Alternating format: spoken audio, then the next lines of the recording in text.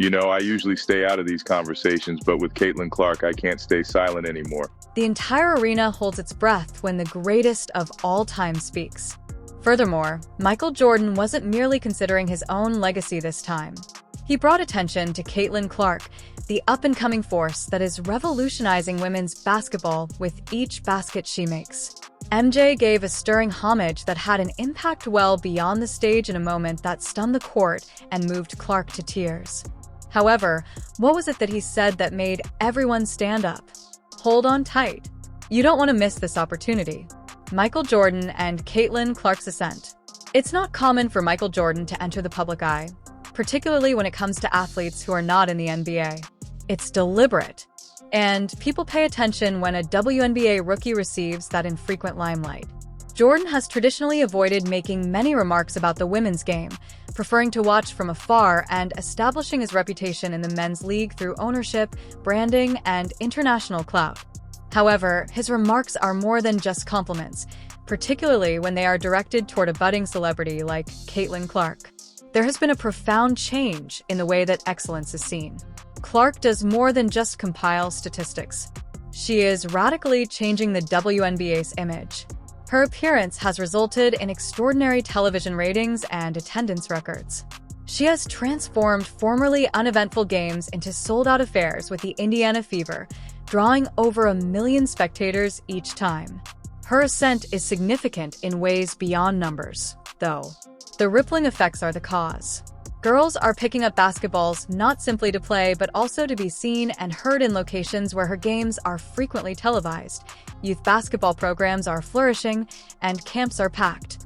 Jordan's previous actions on the men's side are reminiscent of that kind of influence.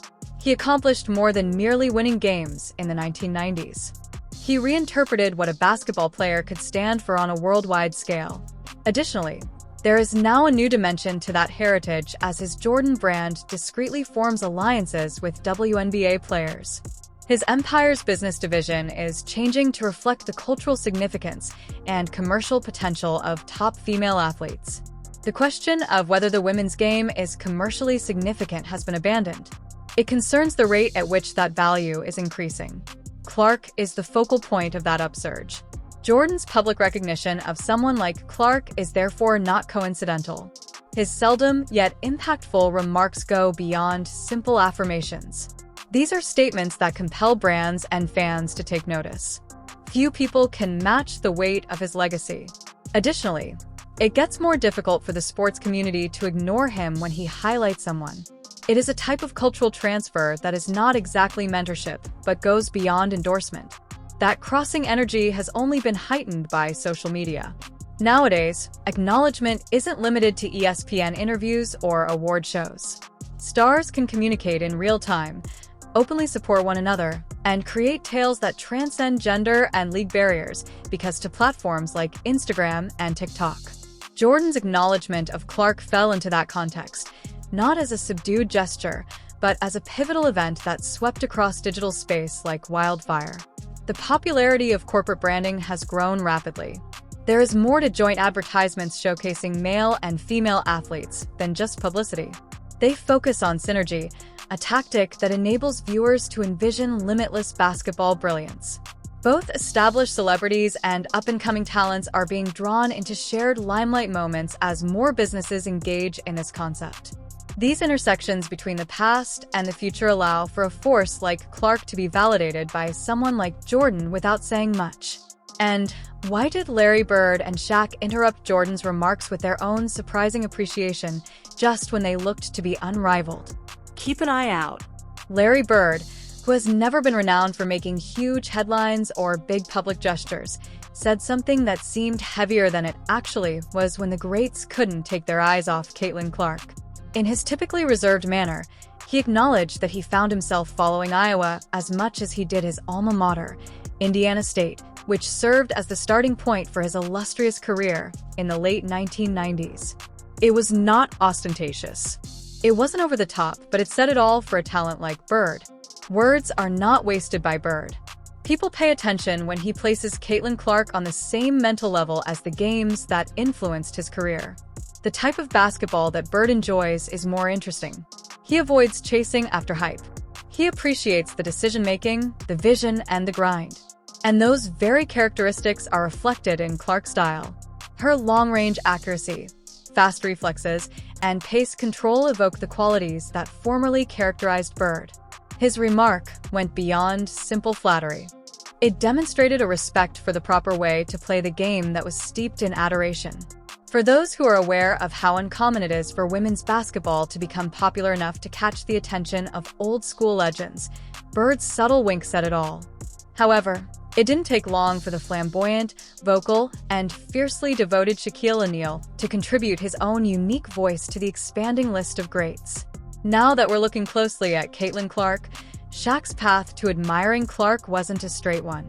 His loyalty had obviously tilted toward Angel Ree in the early years of her WNBA career, as he had always backed the star in public.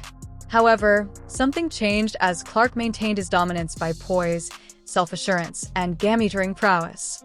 It went beyond the excitement and the headlines. He witnessed it firsthand, and there was no denying the change in tone when he eventually addressed it. "I'm not Shaq anymore." For a brief moment of straightforward honesty, he stripped down his extravagant facade and declared, "I'm a fan." He described her as good. He gave an explanation. He discussed how she creates opportunities, plays with others, and makes everyone around her better.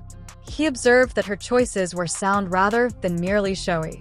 Legends have played with Shaq. He is aware of the distinction between consistent excellence and fleeting exhilaration, and he saw the latter in Clark. His commendation was all the more remarkable because it came so naturally in spite of his previous position. No hesitancy existed. Although he admitted that watching a game on TV can skew a player's performance, he claimed that Clark's performance was even more impressive live. Her leadership, her movement, and the shots she chose all translated. Sound bites didn't interest Shaq. Her maturity, knowledge, and control on the floor truly astonished him. He also made it apparent that her actions are out of the ordinary. Being acknowledged by people like Bird and Shaq is more than just confirmation. There has been a change in the way people who have defined the game view it. Their admiration isn't based on feelings. It is based on basketball reasoning derived from years of analyzing what makes the best players stand out. Furthermore, why was Caitlin Clark left off of Team USA's Olympic roster when the thunder of legends continued to reverberate around her? Does the narrative have more to it? Let's investigate. Caitlin Clark's quiet revolt when criticism feeds a resurgence. Being left out causes a certain amount of silence. The kind that reverberates in your chest when your name is left off the list, rather than the kind that reverberates across an empty arena. Although Caitlin Clark had previously experienced pressure, being left off of the U.S. Olympic roster carried a distinct burden. There was more than one competition involved. The symbolic message shook both detractors and admirers. It seemed unimaginable to many. A player who had increased TV ratings, crowded arenas, and rekindled interest in women's basketball is now marginalized on the international scene. It wasn't comfortable. However, not everyone thought it was a catastrophe. Dwight Howard, a man whose NBA career was full of both highs and lows, viewed it as a test that could be advantageous. Without sugarcoating his sympathies, he stated frankly that this should motivate her to work harder in the gym. It was a challenge rather than a jab. Howard wasn't downplaying how hurt she was. He was indicating the area beyond it. He had previously seen it. When an athlete is passed over, they frequently find a way to make the world regret it. He had high expectations for Caitlin, and perhaps, just possibly, that exclusion offered Caitlin space, which she hadn't had in a long time. She found time to refocus away from the chaos of an Olympic schedule and the scrutiny of every possession exaggerated on the global stage. She was able to hone her skills in peace when she was away from Paris. She remained in the gym while the cameras moved elsewhere. She had a purpose for her fire. She did it for herself. Even if the fans weren't present for every extra drill or late-night filming session, it was always taking place in the background. Jeff Teague, a former NBA guard, wasn't keeping silent elsewhere. He believed that the WNBA had missed a fantastic chance. He remarked, "They played this all wrong," and shook his head. Teague had never been into making headlines, but his annoyance was evident when he talked. In addition to underutilizing Caitlyn, the league had turned off a number of the fans she brought with her. Suddenly, the games were selling out. There was a surge in merchandise. Numbers on social media increased. Nevertheless, she had not received a warm reception. Teague wasn't the only one who thought this. Rick Barry, a Hall of Famer, gave him a sharper edge. Caitlyn had to deal with roughness that was not just harsh, but also intimate. Regarding the frequent targeting, he declared, "It's reprehensible. This was not how rookies are often treated." And that said it all, coming from Barry, who played when hard fouls were commonplace. The interaction wasn't the only thing that bothered him. It was the top-level message. What kind of tone does it set if stars aren't protected? Every game she played during those first few months had additional significance. Every foul seemed like an obstacle. Every star own is a caution. However, there should be no agitated interviews or theatricals, just concentration. She took it all in discreetly and expertly.